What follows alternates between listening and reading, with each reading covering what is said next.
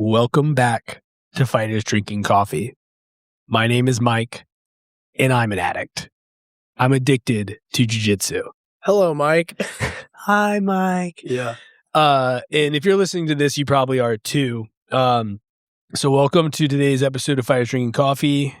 This is Jiu-Jitsu Anonymous, and we're here to talk about the drug that we all love, jiu-jitsu, and how it's affecting our lives and why we do it. I know, AA and stuff, it's a serious topic. We're not making fun of that, but if more likely than not, we all have some level of addiction to jiu-jitsu, right? Heck, I'm a prime example. I quit my job to jiu-jitsu, right? Yeah, dude.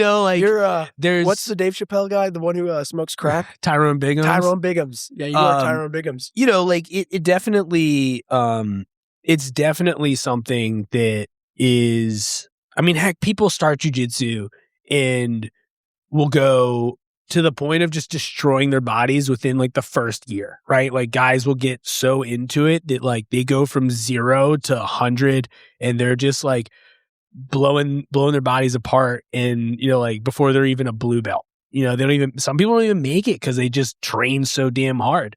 Because there's also an aspect of it, and this recent snowstorm that blew through kind of is why I wanted to talk about jiu-jitsu addiction and jiu-jitsu as and it's an escape, right? A lot of people, guys that are professionals in other areas, guys that have careers and lives, families outside of jiu-jitsu, this is their way to turn that off for a while. Yep.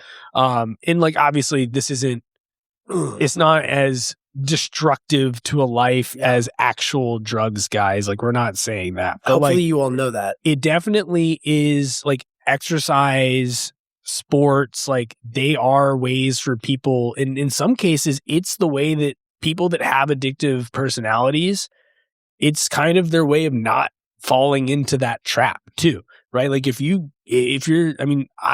100% into stuff.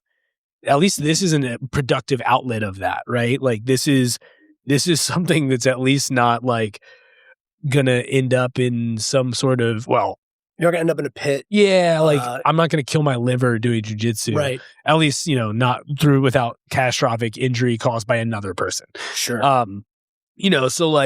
It's we're just hooking you guys in here. But it's a thing. Especially I was talking to guys, they work from home and they're like, dude, everyone else was home and I couldn't do anything and I couldn't go to jiu-jitsu. And they're like, I don't know, I was kind of getting the itch, right? They just need that hour a day, that 1 hour that allows them to just kind of do something else or shut their brain off and just move, right?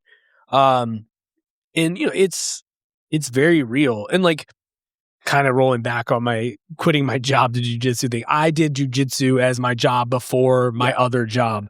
I just switching career paths again, which is the kind of thing an addict would say. It's a career decision. Yeah, but it's definitely, it's enticing, man. Jiu-jitsu draws you in. It's fun. Any sort of exercise, it gets the endorphins running. It gives you that that response, that mental response. You get dopamine. And sometimes it's just cool, just beat people up. Or some people like getting beat up, dude. We don't kink shame here. It's fine. We are equal opportunity here at Fighters Drinking Coffee.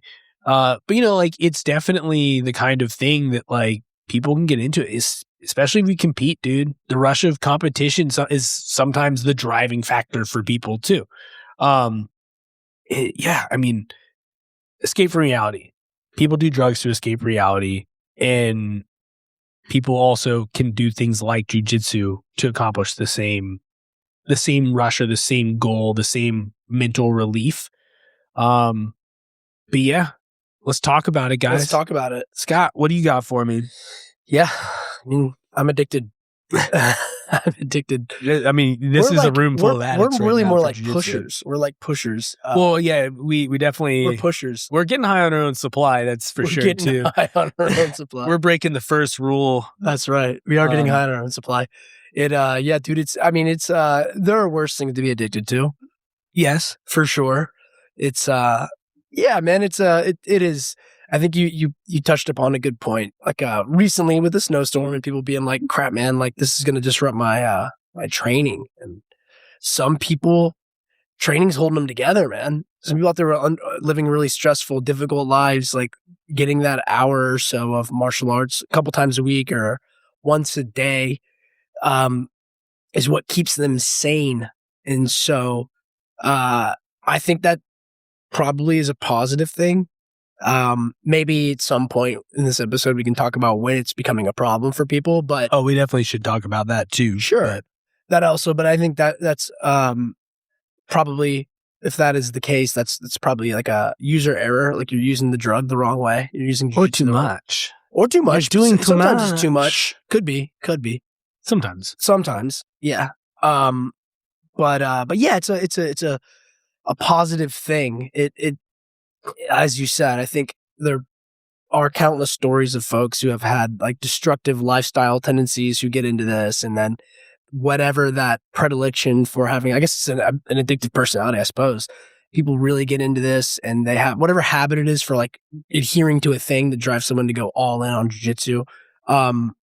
Probably mostly positive for people who are coming down in this scenario, that path of like destructive lifestyle into like, I would argue constructive lifestyle, even if done in a semi-addictive fashion, pulls those people out of like drugs or alcohol or whatever and gets them into like obsessing over the martial art. And obsession can be a problem for some people. For some people, obsession for for a lot of high performers, you better believe they're obsessed with what they do. So like there's positive outcomes for people who become quote unquote obsessed, but let's use this scenario still. Like if you're shifting your life from like compulsively destroying your body with like bad food, bad drugs, bad alcohol intake or whatever it may be, over to like, all right, like I'm going to shift this impulse for like obsessing over a thing over to like exercise. Maybe that's a temporary thing. We're not psychologists. Well, I don't know, but it's definitely better than being addicted to drugs and alcohol. I'll put it that way. You may actually like made kind of I just want to tangent on a point you made about high performers, right? And you actually see that in, I'm not like a psychologist or anything like that. We have psychologists. I have a friend who is, though. We should bring him on about it at some point. Yeah, that's cool. Analyze us. Yeah, analyze that shit all over your analysis. But there's definitely something with what you said there about like high performers and addictive personalities. And I think, because I mean, you see this with athletes, a lot of high level athletes after their athletic career, where like they have these crazy spirals. And I mean, there's definitely something there where like, these guys go into like crazy drug spirals or, alcohol, drugs or other things where like maybe they're trying to replace, I'm obviously stepping outside of bounds here, but like I can understand how that's like, you're trying to kind of replace something. And I mean, I guess I took a break from jiu-jitsu for a while, and like, yeah, I've talked about this when I've been guests on episodes and like on podcasts, and they're like, oh, well, like what brought you back? I was like, I don't know. I think there was something missing. Mm-hmm. Like you feel that, and like maybe that's a part of it, right? That why these people go into these like destructive spirals is maybe there's just like, they're trying to fill that gap, and because they can't do that anymore, or they're not doing that, and like you just don't know. I don't know. So I don't know. I think there was something there with that, like that. Yeah. These addictive personalities tend to lend themselves to this. I think it's like it's important to state that, but I think but if I may, like it's I think it is. There's a lot that we can talk about with what you just said. But anyways, I think it's and like dude, again, we just talked to Nakapan. He's I don't know if he is 45. He said he was in the over 45 category, but like, all right, a guy like in his 40s who is still continually pushing himself and is like fully dedicated. He's obsessed too. He's addicted for sure. I'm speaking on his behalf. Oh, he's addicted. We know yeah, this. yeah, he would say that. Bro wasn't getting the high from the jiu-jitsu anymore. He had to find new things. Well, I mean, I think, yeah, but that's he had to get that rush. He's going down, he's branching out. He's going so deep in the martial arts thing in a good way that like I bring him up because I'm like he's still doing it, right? Like after all these years, he said he'd been training for 30 years, which is awesome. And he's still going all in on a professional athlete, you know, and business owner as well, but like a pro athlete journey of training for performance, crafting his lifestyle around getting the most out of his body and and his mind for that matter, to be the best possible martial artist he can be. I think that's an awesome thing, dude. I mean, I think that's like, in my opinion, like he's like a role model in that regard. And I think, you know, speaking for myself, there's I like a lifestyle built around prioritizing athleticism, strength and conditioning. Like I take pride in that and I enjoy it a lot. So like, and if it wasn't for jiu-jitsu, I don't think I'd be doing that. So I love cultivating my life around like peak performance and just, it means a lot to me personally. And I'm sure it does for you as well. I think probably a lot of people who, have chosen this path would resonate with that as well. I mean, I think you just as like the habits, man, just like the habits like this, you know, I prefer that. I prefer this. I've told like 50 dudes recently about how much I've enjoyed using this freaking Whoop thing on my wrist now. Shout out to Asim convincing me to get it, and to Daniel, who also convinced me to get it. But for me, like the big thing with the Whoop, and it's just kind of my way of getting back to this like lifestyle comment that works for me insofar as like being obsessed with like a lifestyle built around like being good at jiu-jitsu. But it's gotten my sleep dialed in. Like it has this cool, shout out to Whoop, guys. We're going to try to get sponsored by them. I might actually wear one if they sponsor us. Dude, you should. If they wear one before they sponsor us. If they give me a free it'll be a good membership. pitch, man. If we tell them like, hey, we know your product really well, we can speak to it intelligently because we're super users already, Michael. Okay, but food for thought. I want the free. You just want to give you shit, dude? Come on, no. I'll talk about it. I just want the free. You need to be wooed. It's just that membership. Woo me. Yeah, I could go for some wood. Anyways, but the thing with the Whoop that I like is like it has you fill out this like questionnaire every day when you wake up. It has like a journal feature where it asks you about like all your habits from the day before, so that you can analyze the patterns of like your daily habits. Like when you stop drinking caffeine, if you take nicotine, if you smoked some drugs the night before or something. Seriously, like all that shit. And then it'll like tell you like, oh, like you have been reaching higher levels of sleep quality because you stopped drinking caffeine before noon, just as an example, right? It gives you these patterns. And so it's kind of got my eyes open. For me, it's like screen time. Like I'm just putting my phone down and I'm noticing much better sleep. But like, dude, I like that I have chosen to care about my lifestyle insofar as how it cultivates and leans towards better athletic performance rather than a lifestyle that's built around like cheap dopamine hits from social media or like going to the bar to get hammered. Well, and I think because I've done that stuff, you know. Like well, I was gonna say we've talked about that, like when we talk about that, like when we were talking about like the crew and doing those super early Saturday morning training, or not super early, but early Saturday morning. No, like 100%, dude. I love that. Yeah, we've talked about how you even talked about like how it keeps you, how that like you had said that keeps you out of like trouble on Friday night because you're like, I need to wake up early and do this. And like, that's kind of what I was getting at too, is like this other thing is overtaking your other propensity to like, to do other, to do self-destructive habits, right? Hey man, they might not be completely self-destructive, but absolutely yes. Yeah, well, you know what I mean? Yeah, like, I do. I know potentially self-destructive habits. I'm not saying I have a problem if I don't do these things, but like it does. It keeps me out of trouble. But if it's available, yeah, dude. Yes, yeah, we're having fun. We're having fun. Jiu-Jitsu had me more or less stop drinking because it's like I got to get up early every day. That's another thing about the Whoop, dude. When I drink, I don't drink very much, but if I have a drink or two, like it does impact my sleep. And so, like, dude, I wasn't drinking much to begin with before I got the Whoop, but like with the Whoop, I'm drinking even less. And yeah, bro, like this is good stuff. This is I think positive outcomes from, and this is kind of a weird derivative tangent from the, like if someone was literally addicted to like damaging substances or like just bad lifestyle habits, like getting into something like this, if it's pulling you towards maybe some of these traits that we're discussing that we embody that we really like. And if it's getting someone to do this type of shit, man, like I always kind of like, I've probably mentioned this countless times on the show, but it's like, if there's like a regular casual dude who signs up for jiu-jitsu and, he's got a corporate gig, good job or whatever. And like the culture that he's involved in with like other regular folks is like happy hours Monday through Thursday and, 2 or 3 drinks, a happy hour.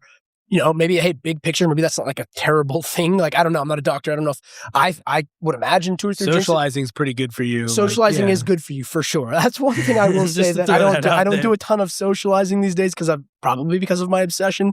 That's another big Jiu-Jitsu Anonymous thing we can talk about here in a little bit if it does take a negative spiral. But I'm an extreme case of Jiu-Jitsu addiction. And in any case, yes, you're right. Socializing is good. But like, let's say that regular dude, white belt who signs up for Jiu-Jitsu, like within 6 months, he's like, yeah, I've decreased my happy hour, my hours of happy hour and like 2 to 3 drinks a night down to like 1 or 0 days a week or once every other week or something like that. Because he wants to go to train a little bit more and go to a few more classes. Like I got really into this like Kimura trap that Mike teaches and like, fuck man, like I care a little bit more about being good at that than I do about having a buzz at 7 p.m. on a Wednesday. Yeah. You know, they start being thing, like, oh, well, you know, I could go to happy hour and have a couple of drinks. Maybe I'll just go to happy hour and maybe they have 1 drink. Maybe they don't go 0 right away. Maybe I don't get the chicken wings and the cheese fries because like Mike was just telling me, the same guy who was teaching me about the Kimura trap was telling me about how he eats steak or something. Yeah. And I'm like, maybe I'll cook a little dinner over here. Like, you know, I miss instruction because I have to take a shit in the middle of class because of these cheese fries. I hurt my tummy from the night before. Yeah, you know, like, I don't want to dump on the mat. I want to dump in the toilet like a civilized person. It might not be that they're doing things necessarily for like specifically for health, right? Like, but you start making decisions, performance decisions, because perhaps. You're like, oh, you know, like I just do better at class, or I'm able to pay attention more if I don't do these things. We're justifying our addiction right now. Yeah, no, like it's good, but kind of on this, that's the kind of thing an addict would do, dude. But kind of like on the one of the things that one of the cliches of jiu-jitsu, right? The jiu-jitsu saved my life. Right. That's a thing that people talk about, and people like to foo-foo this, but like it's definitely, there's use cases for this, dude. Big time. There's plenty of people that like jiu-jitsu gets them to stop using like abusing opioids. Like you've heard stories about this. You probably even know people that like they've made major life changes because of jiu-jitsu or another thing. Like, it doesn't have to be like other sports, whatever, but like CrossFit or whatever. Because they're like, you know what, going to this every day is it's just fulfilling that need, but also like, hey, it's more important for me to show up to this than it is for me to, you know, drink on a Monday or, you know, whatever other thing. I can't get fully into all that, taken. But you know, like, I know exactly what you're saying. You find that thing, and sometimes that's the thing people need. And like, I know this might, you know, some people might be like, oh, well, they should just do it for the family. Sometimes people can't, you know, sometimes it's the replacement is the important, like that's what gets them to stop. I mean, they talk about this all the time. Like it's a big part of AA is like, you can't just replace the drug with another drug. Mm-hmm. That's not, sometimes you have to replace it with something. Like, you got to fill that mental void. Otherwise that leaves a lot of stuff open, but taking it and replacing it with something that can be constructive or productive might be better. And so like it definitely, the jiu-jitsu saved my life thing is a very real thing. I have a friend, a mutual friend of ours whose wife is a psychologist, and she's a big supporter in this case of our buddy who practices. And she's like, it's cool to see because like he's obsessed with jiu-jitsu like us, and his wife totally supports the jiu-jitsu obsession. She knows him and she's like, this dude he's also like a maniac. She's like, this guy needs to fight. Like she supports her husband's impulses for constructive violent practices and tendencies, which is awesome. So it's cool to see, but she's talked about how she's worked professionally with people who like have been in a struggle like what you're describing, who she's encouraged them to do jiu-jitsu. She's like, yo, this is like, I know what it can do for like, in this case, maybe like, let's say men in this example, but she's like, yo, I think it's such a good vehicle for what you're describing to get people rerouted onto a positive path. I mean, to us, it's probably a no-brainer. Well, and I think, this is, you know, potentially a little heavier than intended, but I don't mind it. I mean, there's for some people now that we're going down this like jiu-jitsu saved my life train, right? I know I opened up the doors to this, but We're on the train. but, you know, like sometimes some people don't, you know, like that concept of AA, the 12 steps, all of that isn't necessarily for them. Because there's other intricacies involved with like the inner workings of that. And, you know, some people like that's just not their thing.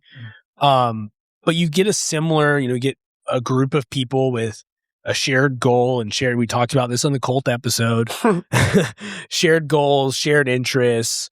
And like you have this, it's a built-in support system at that point, right? Like, and you can have the support system at home, but not everybody has that. You have people that are, you have people that are single and like they don't have other people or, you know, whatever their family situation might be. And so like you're creating a group of people with shared interests and, you know, that's a good thing for people to have. And I mean, this comes to mind because, if you watched the UFC 324, the one that was just up, like Patty Pimble was talking about men killing themselves. Oh. And like that's a big thing because men feel like they can't talk to people. As I said, this is probably getting heavier than intended. Whatever, go with it. But you know, so like you have this group of, and a lot of times jiu-jitsu gyms are predominantly male. So you have this group of men that are doing the same thing and they feel like they can talk to each other. And like, you know, just that support group can be effective and useful and helpful. So, you know, like, so I see, I'm picking up what your friend's wife is putting down there. Sure. Like, there's definitely benefits outside of just like dopamine hits, right? That for this jujitsu addiction we're referring to, like there's definitely a broader thing outside of just like getting a fix of, you know, mental and physical stimulation. Mm-hmm. So, well, it's interesting, right? Like for me, just personally, like I don't know if I get like a dopamine hit from jiu-jitsu. I'd be curious to hear some listener feedback in the comments or in Discord about this, like what their feelings or sensations are before, during, and after jiu-jitsu. But well, I imagine there's that like endorphin, that runner's high situation, right? Sometimes I get that. I don't know the exact mental chemistry. Me neither. But I'd be just curious to hear what other people get out of it. But I think, if I may, because I hear this a lot from people, and sometimes, thank you. Sometimes I experience this too. Sometimes I don't. But there are people who talk about how like it's when they go and they train, it's like in that moment, in that, you know, 30, 55 minute, you know, hour and a half or whatever, the time that they're on the mat, like that's just, they're locked in. That's what they're doing. And so like if you have a bunch of stuff racing through your head from life, family, whatever, like stresses or, you know, fill in the blank, while you're training, you almost like can't, like if someone's trying to like, you know, twist your arm or like smush you and mount, like that's all you can think about for that moment. And therefore like you just kind of like your mind shuts off. Like you said, it's a perhaps you can call it a distraction. It's kind of a mental break from the myriad things life will throw at you that will put you through a negative stress. And so it gives you that like pause to just give your mind a break. That I can resonate to a little bit. Although sometimes I'm on the mat and my mind still runs, but that's just my mind. Yeah, and sometimes that's tough to overcome. I've seen people that they were like, "Hey man, like I can't turn it off today, so I need to step out." Like, and so what you're saying about that, like that's true. Like sometimes they show up because they want to turn that off and it just won't. And so they're like, I just can't. It's beyond the point of being able to focus on jiu-jitsu too. Well, in those instances, if that's the case, if I'm in that situation, I try to do it anyways. I do it anyways. I don't think I've ever... Whoa, dude. Settle down. I know, I'm so emotional. Trying to rip this mic off the brand new booms. That boom would have hit you right in the face too if that mic fell off. Yeah, true. Yeah, I don't like that. That would have felt good. That would have been tough. I would have put me over the edge. But anyways. Scott's been knocked out. Yeah.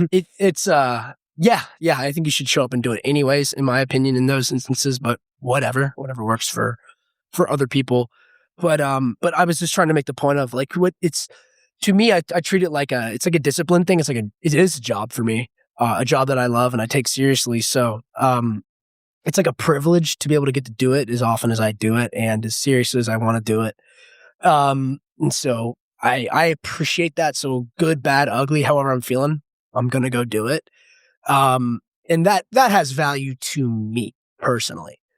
Maybe most people listening aren't in that position, but that's okay. And like, so whatever it does, whatever like, hit, whatever satisfaction you get out of it, like what is it, it's beneficial in my opinion, regardless. I'm always glad I did it. Keep on moving this thing. There we go. I'm always glad that I got my training in, even if I didn't feel great during it, before, or quite frankly, even afterwards. Like, I'm just barring situations where I've injured myself. But yeah, I'm always better off having trained. Yeah, I mean, I agree with that. But I also see the other side, where it's just like sometimes it's just tough to even get out of, sometimes you just feel like you have to go deal with whatever that other thing is. Mm-hmm. And sometimes that other thing is jiu-jitsu, right? Like, all you can think about is like, I really got to troubleshoot this thing that I've been dealing with in my roles. And sometimes you can't focus on other things, like just kind of to contra the thing here, right? Might like, be a good segue. All you can think about is like, I'm just, man, I've been really struggling with this one like, to use a CLA term, this one dilemma in that I've been dealing with in my roles. Like, I just can't get past that. And like, no matter what, someone's talking to you, you're just like, man, like how then my legs here and their legs there, like how the fuck? And there are people like, Michael, where are you, bro? If you can only talk about octopus guard 24/7, yeah, you might be a little too addicted. Yeah. Okay, good. Like you said, good pivot over to the other side of things. Yeah, I mean, like your life, it's two people who are dedicated to this. In some balance is a good thing. Yeah. I've told this on the show a bunch of times, and I tell a lot of people, which is like, I enjoy when I'm not on the mat, when I'm off the mat, maybe I'm at home, like I'd rather watch wrestling. I'd rather watch like Olympic, international wrestling, just like for entertainment / also it fascinates me, like skill development wise, but like just to have like a mental break sometimes from jiu-jitsu because I'm so immersed in it. Like, I'm going to get drawn into the lore on Instagram. I'm going to watch clips. I'm going to watch tutorials. I'm going to watch videos. I'm going to watch matches. Like, it's going to happen. But I kind of like the break from it while still staying in the combat sports world. Like I said, I find watching Kyle Dake, watching Jordan Burroughs, watching whoever, there's a bunch of American dudes. Hell yeah, go America. But like, just like watching like high level wrestlers, I'm like, dude, this will be like, I don't know. It's like, it's still in the realm of grappling for me. So it's like, yeah, I feel like I'm kind of getting some like knowledge out of it as well. I'm like, I'm seeing truly elite athletes do their thing. And like, while I'll never be as good at wrestling as those dudes, like I'm like, all right, I'd like to study them and say, like, what does Kyle Dake do really well? How do these guys hand fight? Like, I can discern some things from it. So it's productive is what I'm saying, but it's still kind of a break for me from jiu-jitsu. Yeah. I think that's what I'm trying to get to, which is that, constantly obsessing over, I said octopus guard, I was just picking a thing. I mean, it's the hot thing right now, so it's yeah, fair. Dude. Some of us are doing octopus guard. Everyone's obsessed. Cool, yeah, before it was cool, but whatever. But just whatever. I'm just joking. I picked a thing. You might, if you're listening to this, it might behoove you to like not talk about jiu-jitsu for a few minutes or not think about it for a few minutes if you're so in deep. I think it's part of I have always like kind of I don't want to say encouraged, but like welcomed, placated people who've become just obsessed with it, because I kind of think ultimately like high level, the path that person's on, it's like a good thing. So I don't like talk them in or out of it. I don't push them too much on it more. I'll kind of like meet them where they're at and talk to them about like, if someone's like, it'll happen a lot of times, and I'll be like, after a class like a blue belt, will come over and like ask me questions about stuff just to keep talking about jiu-jitsu, which is cool. Like I'll take the bait. I'll talk to him about it too. And I'm like, all right, he's hooked. It's pretty cool, but also like I can tell him to like chill a little bit, but also like, why not, man? Like, have some fun with it, dude. Like it'll cool off eventually, because I think we all theme that we're not, maybe we can't touch on the burnout thing. Not now, but like, so eventually these guys will get kind of burnt down on that. Yeah. Like they're burning the camel from both ends on this whole jiu-jitsu thing. It'll get to where like, and I think this is maybe the other end of the spectrum up for this episode too, when it comes to like obsession and addiction. Like, it can become too much. Yeah, that's probably a follow-up to this one, right? It is, but there's a whole different, that's a whole different, like, journey of, that's a whole next level. Most people aren't doing that much. No. But nonetheless, burnout's a relative thing for whoever. But all I'm saying is like, that obsession will kind of level out eventually. That person, hopefully, fingers crossed, will just find that right long-term sustainable like balance of where jiu-jitsu belongs in their life. insofar as like stuff they do in their free time, stuff they do on the mat, how often they're on the mat. Like, you know, do they drone to their wife or their girlfriend constantly about jiu-jitsu, and then she's like, what the hell, She's man? like, I have no idea what It you're was talking cool about, for the dude. first couple dates, but now like it's getting annoying now. Like She's like, can we talk about something else? Like maybe she wants to talk for me, you know? Like she's like, I don't want to talk about Titan Dalpra, dude. I don't even know who the fuck that is. Yeah, exactly. So like, like, you'll level set what's eventually. a worm guard, bro? I think so. Obviously, we're an extreme use case because, I mean, this is a career for us, right? Like, so for us, that's the job. And so, like, this is a little bit... It's a little different. It's a little different for us because, like, jiu-jitsu is our job, right? Whereas for some people, it's their escape. And so for us, jiu-jitsu isn't the break. So like our free time isn't jiu-jitsu, whereas for some of these other people, especially, I mean, people ask me like, oh, like what instructionals do you like to watch? I'm like, I don't watch instructionals. Like when I'm not like, I live instructionals, bro. I train, you know, I'm doing jiu-jitsu stuff 6 to 8 hours a day. Yeah. Like I don't go home and I shouldn't be going, you know, I need to find other things to do. I get it. And sometimes it's hard. Like sometimes it's hard to flip that switch because like I said earlier, love it. I love it. I go full ass into stuff. Right. So, sometimes it's hard to flip that switch, but that being said, like it's probably good to flip the switch. It's good to flip the switch. Like I find other free time outlets. Like I'm a fucking nerd, dude. I play video games. There you go. Watch stupid movies. I watch Star Wars. I love Star Wars.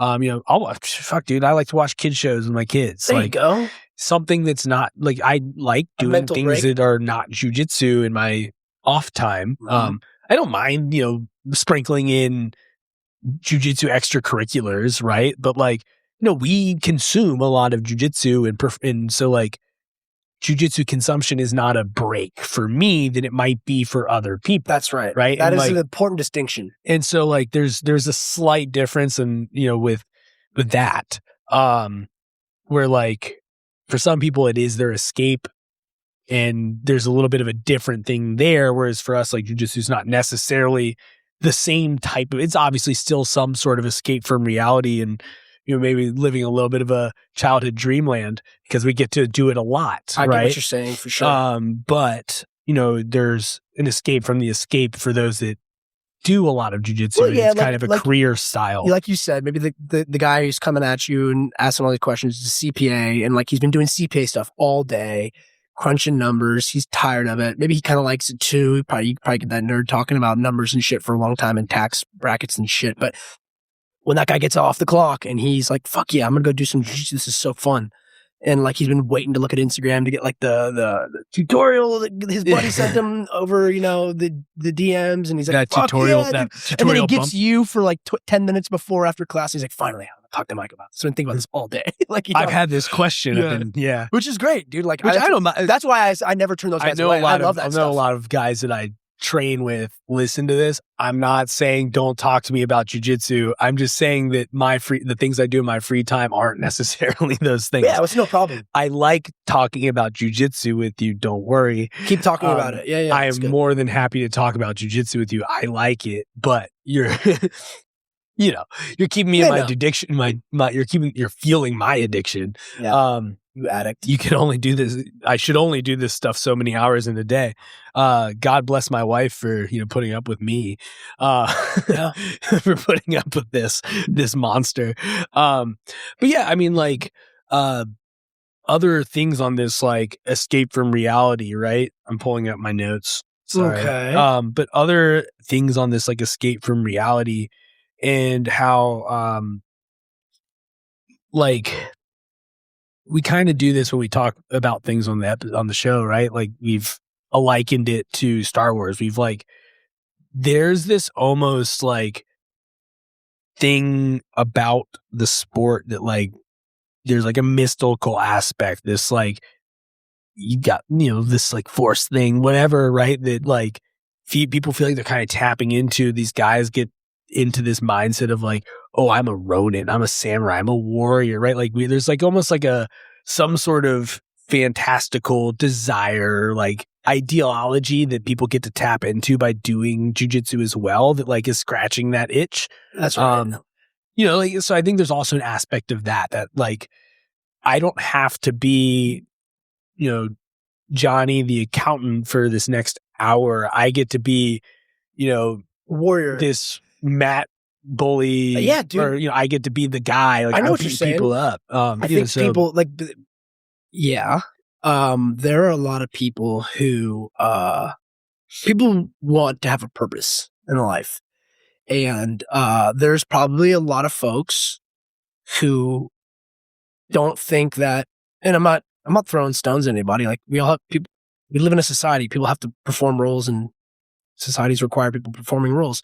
Yeah, it's like, good. Like, do your job. Yeah, please. We're not telling you to quit your job. Please do your job. But like, don't that quit guy, your job. Let's just say that guy that's a CPA, like maybe he was like, fuck dude, like I don't feel like this isn't the most fulfilling thing for me, but it gets the job done. It pays for the bills. It takes care of my family. Like I like what I'm doing. I accept that I am a CPA. I really like it, but I think there's a lot of men or women, but we'll talk about dudes for sure. We're both dudes. So I think there's like a warrior the framework that we have ourselves. Yeah. We can't necessarily. I can't undo this. I can't talk from a woman's perspective. Right. As much as I would love to give you that perspective, I'm unable to. Right. But like you said, like for I think a lot of dudes like have like an archetypal desire to be a warrior.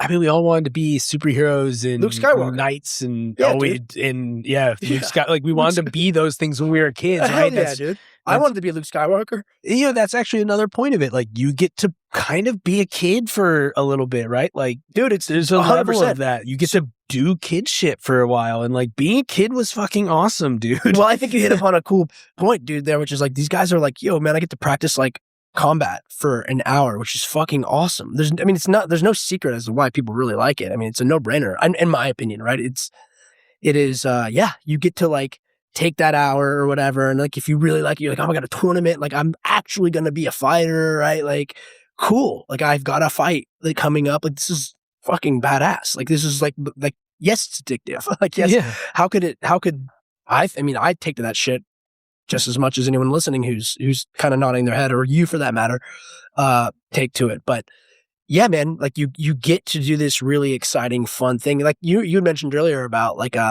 athletes who after their careers end, like I think there's like a rush that people get from this lifestyle.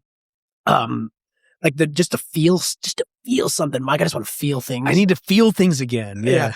I mean, like going and being extremely nervous, like, and feeling all the emotions before, during, or after like a world championship in jiu-jitsu, is like, that's a tough act to follow. But right, that's like experientially. There's a trend. There's like those Instagram reel trends where it's like, it's hard to go from this to that. I haven't seen those trends. So it'll be like, sense. It's like it'll show them like competing, or it'll show somebody rocking out on stage, and then it shows them like on Monday where they're just chilling doing nothing. And it's like, that like we're gonna go all the way up to the top, and we're gonna be at like the peak mental, like everything's going, emotions are cranking, you get like the rush of winning, or you get like that like mental or emotional extreme of losing or whatever. Like you get these like massive like fluctuations of emotion when you compete, right?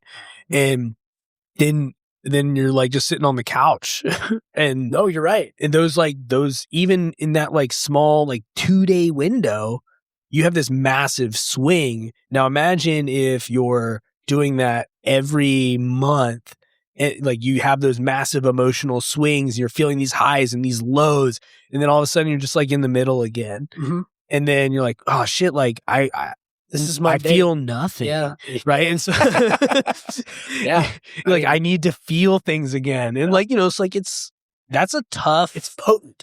And like, there's always that, and you have that, like, even for people that compete frequently, like I competed every other week last year, and like, you still have those mundane day, but you're going to get that thing, like, oh, in like 2 weeks, I'm getting another rush, right? Like I'm going to have that feeling again in 2 weeks. And like, it doesn't matter if it's a win or a loss.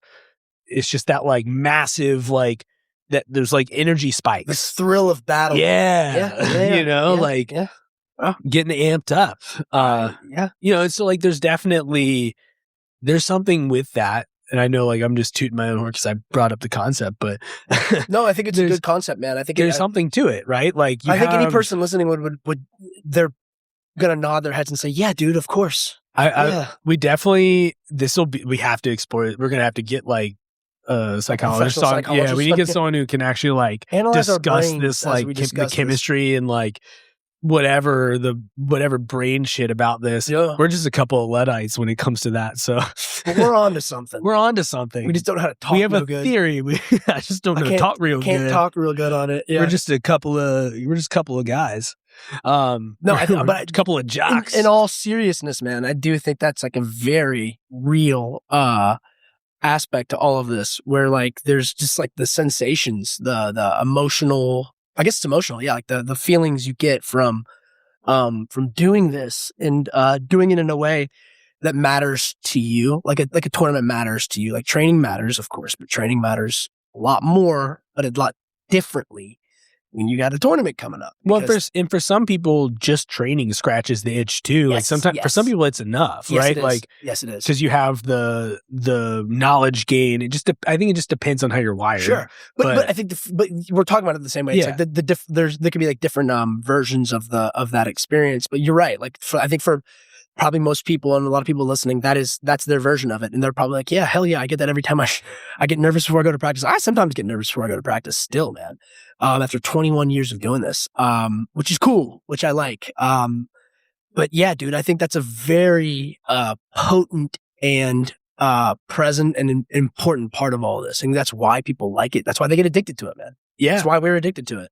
Yeah, I mean, I feel nothing when I'm not doing jiu-jitsu. If I'm not doing jiu-jitsu, I feel nothing. I just need that. I need that fix. And there's very few things that like scratch the brain that way. I guess depending on how you're wired, I don't know. I've had very few experiences outside of like getting married and having kids. Like there's not quite as many like things that I've tried doing that. I mean, like last career did it for a little bit because like, I don't know, just pursuit of greatness. I don't know. Yes. But eventually like it just stops, it's not quite the same. But yeah, I mean, like there's a couple things that will give similar rushes or might scratch the itch, might stimulate your brain the same way. But I mean, it's got to have those big. Some people just need that big rush, dude. Mm-hmm. But yeah, I mean, it's a crazy thing, and it can be very good. We'll have to do a whole other episode on it being bad. The bad aspects of it because like been talking about how good it is for about 45 minutes. I've seen bad. I think it's only bad. I know like bad. Yeah, I've seen people, or at least people, brush with the bad. It doesn't quite. Yeah. If you make it into a negative thing, like if you, I would, yes, I know what you mean. I think it can happen, right? But I think it's my, I think I mentioned this earlier in the episode, and I was like, if you're using the drug the wrong way, if you like make it self-destruct, if you beat yourself up about like training not being, I don't know, awesome. Maybe I'm projecting my own past like issues on this a little bit, but I could see that being a thing that people might go through where it's like if you stop enjoying it, if you stop enjoying it and it stops like like if you somehow turn into a negative thing, that's obviously a problem. But it's not only that. Let's say if you start turning into a negative thing but you keep doing it, it keeps feeling negative. I've seen this happen to people. Actually, now that we're talking about it, and I think sometimes that it's just an example or / like hypothesis for when this could be the case. But I think, I mean, again, like I'll just use cases that I've seen of this. I think it's when people like believe they should be awesome at it, but they're not performing awesomely. To use that, it's not a word, but like they're not performing, like they're not as good at it as they feel like they should be, and or like they know they are, but they're struggling with the fact that they aren't. And they somehow turn that into, which I think it's an ego thing. Start taking it out on other people. It starts becoming harmful. Yeah. That's just an example, and it could be there's probably a lot of other. I think we've talked about this scenario off air before. Sure. Yeah, like if it but I'd say the beauty of that is like you kind of control, like it's a decision you make for like how you want your experience to like train and compete, or like your experience with jiu-jitsu, or fill in the blank with other martial arts, MMA, kickboxing, you name it, boxing. You just, I think you get to decide that this is a positive thing, and you just keep it that way. Like if you let like your expectations of how this should be going, like the way you measure your competency or what your desired outcome is, like if that becomes a bad thing, which it can if you're not, just as like a couple examples, humbling yourself correctly. Couple examples on that, like if your enjoyment or measurement of success is based on comparing yourself to the other people in the room and their success, and or if your success is based on their lack of success, then it starts becoming a toxic, nasty thing. Or if like the thing that makes you feel good about jiu-jitsu is making other people feel bad. Right. You know, Bill Cosbying. Bill Cosby. He said that, dude. It's not about me feeling good. It's about you feeling bad. Dang, dude. Yeah, he's a fucked up dude. Really? But so I've heard some pretty. I've heard the really bad things. I didn't hear that. Yeah, well, like when you say that, when you take the things he did, drugging people was pretty bad. But when you take what he did, and he's then even worse now. Yeah. Somehow it does make it worse. That does make it worse. I don't. Dang, he's a nasty fellow. Isn't he? It wasn't about, well, I'm like, let's not dig into that. Yeah, that's crazy. We all know he's a bad person now. It's fine. Oh my gosh. But you know, like if your good time is based on someone else having a bad time, that's not a good thing.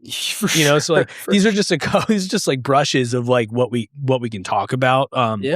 Because maybe that is the next episode, is let's talk about, you know, burnout. The dark side of the force. The dark side of the force. You know, like jiu-jitsu can be a good thing, but there is the ability for it to be a bad thing. And in fact, it's been pretty in the news, right? Like there's a lot of aspects of, you know, the misuse of jiu-jitsu, and there's a lot of use cases for that. And we've touched on it with like the sexual abuse and all of that. And there's definitely, you know, like Knack's example of going in and beating up a bunch of 40-year-olds to prove a point. Like that's, as fun as he might have had at the time, he realizes now that, hey, maybe that was not a good use of jiu-jitsu. Okay. You know, so like, you know, like if you have those, he's a good dude. Of course. Like I'm just using that as an example that we've talked about of like, and he's even said, he's like, yeah, maybe that was a bad thing, but like those brushes, right? If that becomes what jiu-jitsu is for you, like you're starting to you're dancing with the dark side, dude. You're the dark side of the force. You're creeping into misuse of your drug, right? And like that's. And I imagine there's also like personal level things where you start getting into personal level stuff, but yes, you know, outside of jiu-jitsu, or if it starts becoming a destructive to your family dynamic or something. And sometimes, you know, and luckily, I do this a lot.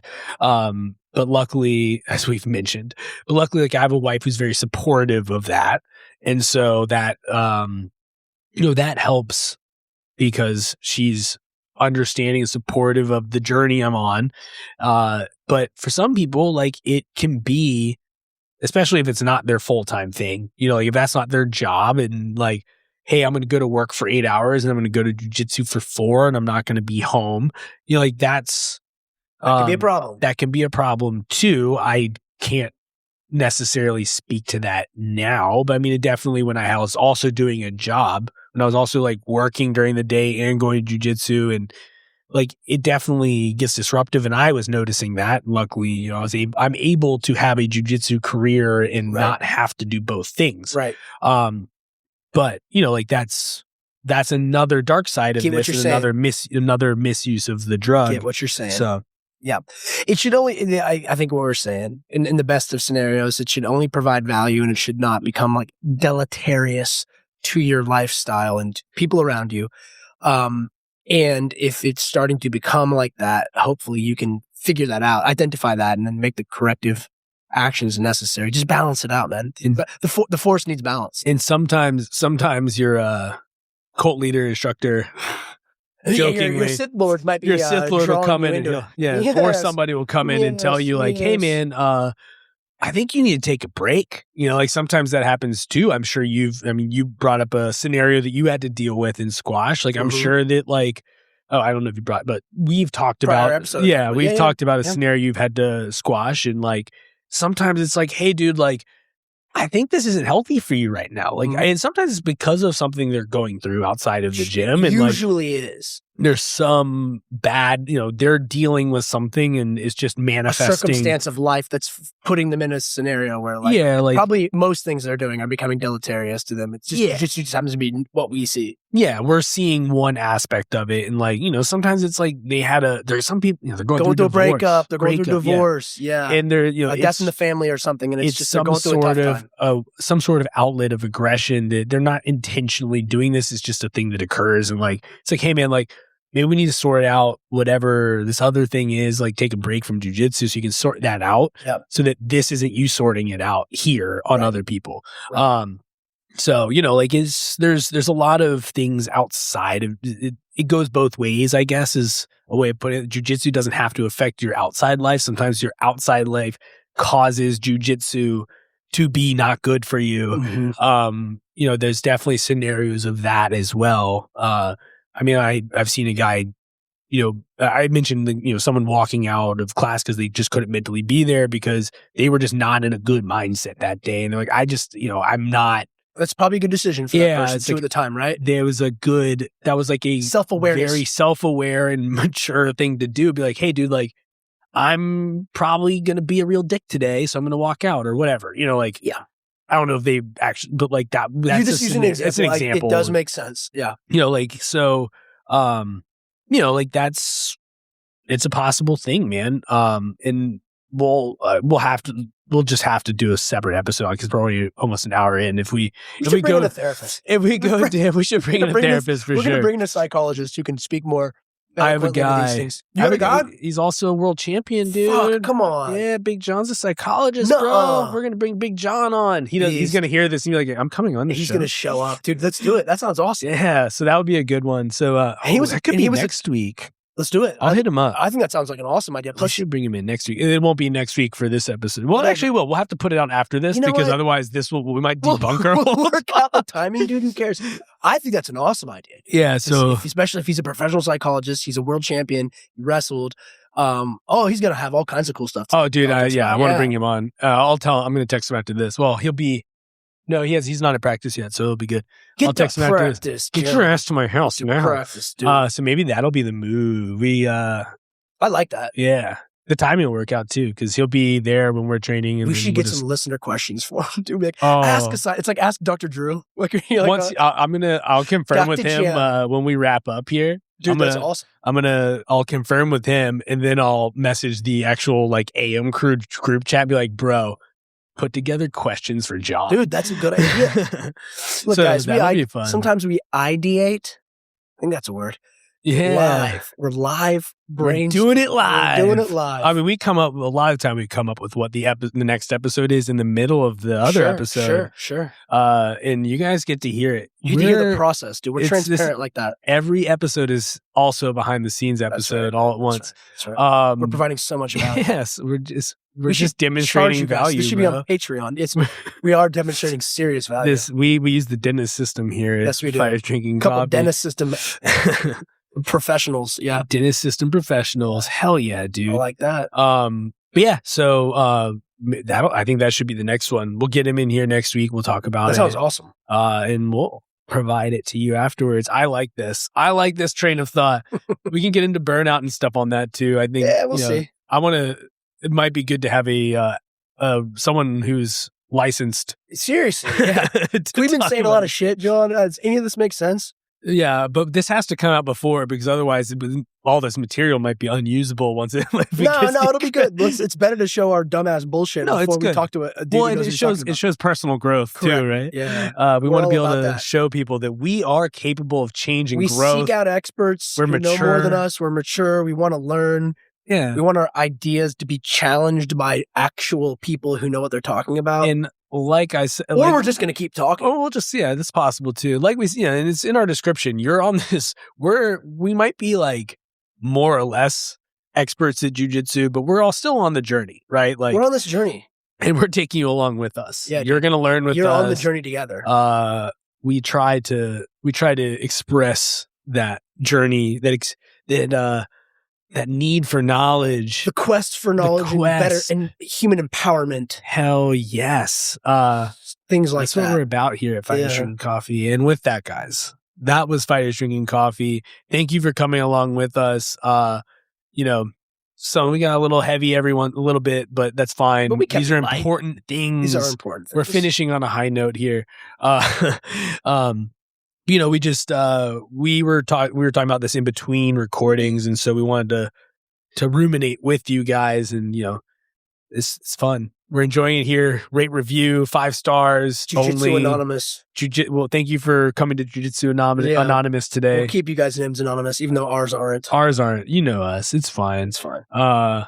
And don't keep Fighters Drinking Coffee anonymous. Yes. Share us with your friends. Get them involved. Get them listening. Get them hooked on the drug. Hook them on the drug. We're the dealers. Or the pushes. And you'll push them. Join the Discord if you have it. I don't know. Some people aren't into that kind of stuff, but if you want to connect with us, or if you have questions, you can hit us on the Discord. You can just hit us on Instagram at Fighters Drinking Coffee. Drop a DM, slip into our DMs there. We like to hear what you guys want to hear about and answer your questions. We'll do it here. I'd say live, but it's not live. But we'll do it here on the show. So if you guys have questions, drop them in there. We're happy to, if you want it, shout it out. You can say that. If you want it anonymous, that's fine too. I don't care. But we want to interact with you. We want to make sure that we're giving you guys the content that you're interested in. So yeah. And I mentioned the Patreon. We're still working on it. Housekeeping there. So it's in the queue. It's in the queue, but we just, as I said last episode, we want to make sure that we have the value for you before we ask you for money. So but thanks guys. Love you. Bye. Bye.